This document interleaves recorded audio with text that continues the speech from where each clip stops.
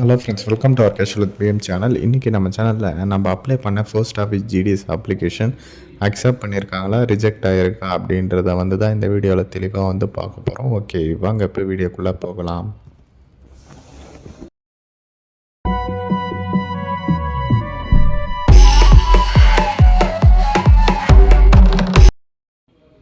Okay friends, ஒன்றும் இல்லை, கூகுளில் போய்ட்டு போஸ்ட் ஆஃபீஸ் ஜிடிஎஸ் அப்படின்ட்டு சர்ச் பண்ணிங்கன்னா ஃபஸ்ட்டே கவர்மெண்ட்டோட அஃபிஷியல் வெப்சைட் வரும். ஜஸ்ட் அதை கிளிக் பண்ணுங்கள். ஓகேவா, இதுக்கு நம்ம வந்தாச்சு. நம்ம சேனலில் நிறைய பேருக்கு போஸ்ட் ஆஃபீஸ் ஜிடிஎஸ் வந்தவுடனே அப்ளை பண்ணி கொடுத்துருந்தோம். சப்போஸ் உங்களோட ரிஜிஸ்ட்ரேஷன் மறந்துடுச்சு அப்படின்னா இந்த ஃபர்கட் ரிஜிஸ்ட்ரேஷன் இது உள்ளே போயிட்டு உங்களோட மொபைல் நம்பர் அல்லது இமெயில் ஐடி என்ட்ரி பண்ணி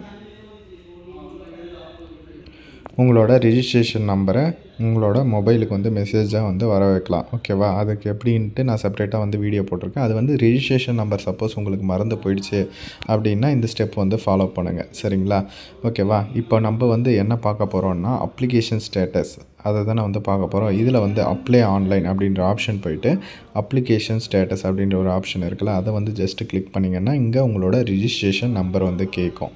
இதில் உங்களோட ரிஜிஸ்ட்ரேஷன் நம்பரை என்ட்ரி பண்ணுற மாதிரி இருக்கும். அதே மாதிரி உங்களுக்கு ரிசல்ட்ஸ் வந்த உடனே டாக்குமெண்ட் வெரிஃபிகேஷன் இருக்கும். அதனால் எந்தெந்த சர்டிஃபிகேட்லாம் இல்லையோ அதெல்லாம் ரெடி பண்ணி வச்சுக்கோங்க. முக்கியமாக உங்களோட கம்யூனிட்டி சர்டிஃபிகேட்டில் ஃபோட்டோ வச்சு இருக்கா அப்படின்றத செக் பண்ணிக்கோங்க.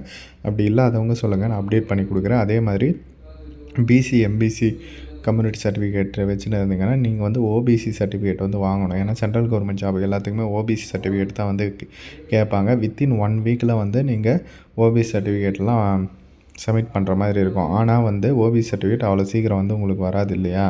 அதுக்கு இன்கம் சர்டிஃபிகேட்டும் தேவைப்படும். அதனால் இது வாங்குறது அது வாங்குறதுன்ட்டு லேட் ஆகிடுச்சு, அப்புறம் டிலே ஆகிடுச்சுன்னா உங்களுக்கு மறு வாய்ப்பெல்லாம் கொடுக்க மாட்டாங்க. அதுக்கு தான் நம்ம சேனலில் நிறைய பேருக்கு இன்ஃபார்ம் பண்ணுறது, முன்னாடியே வாங்கி வைங்க அப்படின்ட்டு. இல்லாதவங்க சொல்லுங்கள், நான் வாங்கி தரேன். டிஸ்கிரிப்ஷனில் வாட்ஸ்அப் நம்பர் இருக்குது, மெசேஜ் பண்ணுங்கள். ஓகேவா? ஓகே, உங்களோட ரிஜிஸ்ட்ரேஷன் நம்பரு போட்டுட்டு கீழே உங்களோட மொபைல் நம்பர் அடுத்து கேட்கும். ஓகேங்களா, உங்கள் மொபைல் நம்பர் என்ட்ரி பண்ணிவிட்டு அதுக்கப்புறம் கீழே கேப்சா கேட்டிருக்காங்களா, அந்த கேப்சாவை என்ட்ரி பண்ணிவிட்டு நெக்ஸ்ட் அப்படின்ற ஆப்ஷன் கொடுக்கணும்.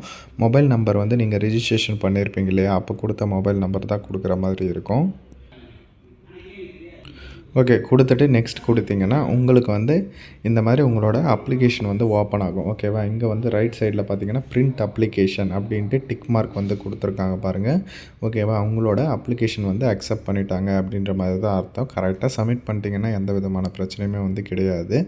சப்போஸ் உங்களது ஏதாச்சும் பேமெண்ட் பண்ணாமல் விட்டீங்க, இல்லை எடிட் அப்போ ஏதாச்சும் எடிட்டுக்கு உள்ளே போய் அப்புறம் சப்மிட் பண்ணாமல் விட்டீங்க அப்படின்னா தான் உங்களுக்கு காமிக்காது.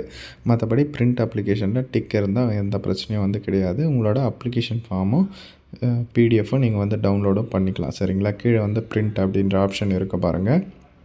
இங்கே நீங்கள் பிரிண்ட் வேணால் கொடுத்து பிடிஎஃபாக சேவும் பண்ணிக்கலாம். சரிங்களா, சப்போஸ் நீங்கள் எடிட் பண்ணியிருந்தீங்க அப்படின்னா உங்களுக்கு இங்கே ஜனவரி 2025 பக்கத்தில் எடிட்டட் அப்படின்ற மாதிரி காமிக்கும். ஓகேவா, அவ்வளோதான், சிம்பிள் தான். ஈஸியாகவே நீங்கள் இந்த மாதிரி ஸ்டேட்டஸ் செக் பண்ணிக்கலாம். யாருக்காச்சும் ஏதாச்சும் ப்ராப்ளம் இருந்தால் கமெண்ட் செக்ஷனில் சொல்லுங்கள். இதை மஸ்ட்டாக அவங்க ஃப்ரெண்ட்ஸ் அண்ட் ஃபேமிலி குரூப்லேயும் தெரியப்படுத்துங்க. தேங்க்ஸ் ஃபார் வாட்சிங் ஃப்ரெண்ட்ஸ்.